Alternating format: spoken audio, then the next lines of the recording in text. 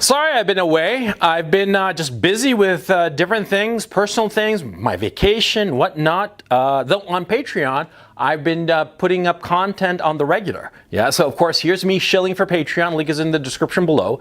I have like 160 videos there and webinars and all kinds of content that you can check out. So go check it out. Link in the description below. But anyway, today I want to talk about gold diggers and hypergamy.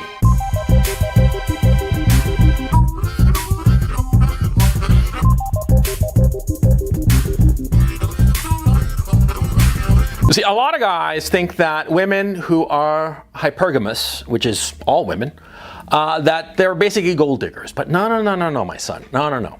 See, gold diggers and women who are hypergamous are two different species. And let me explain how I arrived at this conclusion. See, there's this woman called Anna Bay, I think her name is. She runs a channel called School of Affluence. And this channel is coming up on basically 1 million subscribers. I mean, good on her. Yeah, but the thing is, see, the content that she creates, man, is just awful because she is basically teaching girls how to be gold diggers. Yeah, I mean, she makes no bones about it. Yeah, she teaches girls. I mean, she's basically me, but a gold digger. Okay, I mean, it's really goddamn funny. Yeah, she teaches women, young women, how to pursue rich guys. And how to act in a way that will attract rich guys. And she's just an avowed gold digger. I mean, she herself married some well-off guy, and, you know, she makes no bones about it. I mean, you gotta respect that on a certain level, that kind of chutzpah, that kind of just like, I don't give a fuckness, you know? That's respectable, even though it's just morally despicable and she's just an awful human being. But anyway, she's the one who made me realize this distinction between the gold digger and hypergamy. You see, all women are hypergamous, all of them, because it satisfies a natural instinct, a built-in evolutionary instinct. It is no different from the quality of men who are only attracted to hot women. We see a 70-something-year-old lady, a bit overweight, and we think, oh, she's so nice and all the rest of it. Are we sexually attracted to her? Of course not. We look at her like she's a 70-year-old bag. You know, we have no interest in her sexually. We're, of course, going to be polite to her and we'll listen to her and she might be fascinating, but do we want to bang her? Hell no, okay? Because it's hardwired into us that we want a sexually fertile woman, okay? And with women, it's the same thing. But whereas men look at a woman and are interested in her sexually because she's young and therefore fertile. And we look at certain cues insofar as facial symmetry, insofar as looks are concerned, her long hair and whatnot, to determine her fertility. Well, women look at a man and look at the resources that he has to determine if he is a potential mate. All women look at a guy's resources. All women look at a guy's status relative to the other members of the social group to which they belong. It's hardwired into it. It's evolution. Just as evolution has made us men focus on a woman's looks, her ratio, her body ratio of breasts to waist to hips. Yeah? Same with women. They look at a man's resources and his social position to determine which man she will find attractive. This is hypergamy, and she always wants the better, of course. I mean, that's the other thing, the other component. She always wants the better, just like guys. Guys want the hottest pussy available, okay? So to complain about it is to miss the point. All women are hypergamous, and that is as it should be, provided this hypergamy has the right intention, the right aim, the right purpose. And this is where gold diggers and hypergamous women split apart. You see, because ultimately hypergamy for women, looking at a guy's resources, i.e. his money, and looking at his status, and looking for signs that he has high status, what's the purpose of it? She wants a man with resources and high social status to protect her children, so that her children have the best possible standard of living. so that they will survive. I mean, in the past, I'm talking pre-1700, men who had resources and status, well, their children tended to survive. And low-status men, men without resources, their children tended to die. And so women quite naturally were attracted to men with resources, i.e. money, and status, because it would ensure that their offspring would survive, or give them a higher likelihood that they would survive. And so a woman is hypergamous for that reason, but a gold digger isn't. And this is the key difference.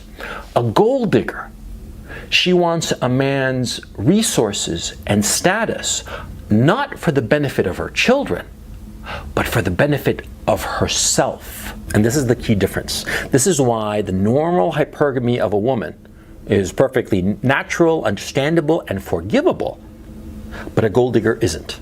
And that's why a gold digger is despicable, because she wants a man's resources to make her own life better.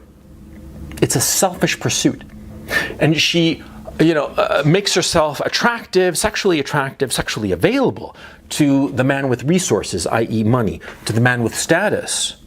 Not because she is thinking or instinctively wanting her children to have a better life. No. It's for herself, because she's basically lazy. Yeah, she is using her natural sexual attractiveness and increasing it in order to get a man to give her the resources, her the status. She has no intention of passing it on to their mutual children. You see? You see why gold diggers are so different from normal hypergamy of women? And you see why a woman like Anna Bay, the School of Affluence chick, and women like her are so despicable on a moral level? I have no idea how she is in real life. I don't care. I certainly don't want to meet her, because just looking at her and watching her content a little bit, she is teaching young women to get high status, high resource men, not in order to form a family and give those resources and that high status to their mutual children, but for herself, for her own selfish ends. And this woman herself, she doesn't have any children, yeah? And she married a high status guy so that she could be high status, so she could have resources, nice cars, nice jewelry, nice clothes, and all the rest of it. She has no intention of having children. And so from an evolutionary perspective, she's a dead end. And the guy that marries such a woman, such a gold digger, it's an evolutionary dead end. Actually, now that I think about it, I think it's actually worse than an evolutionary dead end. It's a kind of theft, if you think about it. I mean, that's what gold diggers are doing. I've had some experience with gold diggers. Limited, thank goodness, because I caught on. And with experience, I recognize the signs, see? And all gold diggers, they don't want children. They do not want children. There is a movie I was thinking about as I was preparing for this video called Liar Liar. Jim Carrey comedy, very funny, and he plays a lawyer. The plot is not important. The point is that during the movie, he is the lawyer for this gold-digging woman in her divorce trial. And she's divorcing this rich guy. And the thing is, see, this gold-digging woman had a kid. The rich guy got her pregnant, but she kind of hates the kid. She hates the kid and just uses the kid to manipulate the rich husband and get more concessions and more money from the poor guy. See, because the guy actually cares about the kid, but she doesn't. She only cares about herself, her clothes, her jewelry, her cars. She's a gold digger, a classic gold digger, see? She was, from her point of view, unlucky enough to have a kid and be stuck with a kid, but she's using the kid to get more money and more resources from the guy. This is a typical move of the gold digger, see? The gold digger inherently is a selfish woman, and she does not want to share the resources that she gets from the resource-rich, high-status guy. No, she wants it for herself. And that's why gold diggers are so dangerous, because they are so attractive. Yeah, because what happens is that a lot of times hypergamous women, they have this instinct of using the high resources and the high status and taking care of them and not spending them on herself. And so because she doesn't want to spend them on herself, she doesn't try to make herself more attractive, okay? Because her instinct is to use whatever resources she gets for the children or potential children that she might have. She's more interested in building a really pretty nest, i.e. a house, than clothes for herself or jewelry or cars. But a gold digger doesn't. A gold digger wants it all for herself, for her person. She, in a very real sense, doesn't even really care much about the house or where she lives because it's all about her. And she wants all those resources and that status for herself. And she leeches it off the man for herself. And you, the potential object of the desire of the gold-digging woman, I mean, you have resources, you have status and whatnot. You gotta be careful of these women. Hell yeah. Because they are much more attractive than the normal girl. The girl who wants a family, who wants kids. They are much more seductive and they are much more mercenary, see? Because a normal hypergamous woman, she wants the best that she can get. And once she has the kids, she's pretty much settled and she's happy with what she's got. And maybe some guy passes by and has more resources, more status than the husband she's with, but she's not going to necessarily drop the husband at the drop of a hat just because some guy passes by, right? But the gold digger, oh yeah. The gold digger, she goes to the highest bidder. The gold digger has no interest in having kids with you. She has no interest in building anything with you. She just looks at you as something to suck off, literally and figuratively, in order to get the resources that she wants. And once she has sucked you dry, figuratively, she'll move on to somebody else, somebody better. And there's always somebody better. Yeah, always. I mean, in both regards, there is always a better woman around the corner and there's always a better guy around the corner. There's always somebody smarter, somebody richer, somebody with higher status than you. It's inevitable, okay?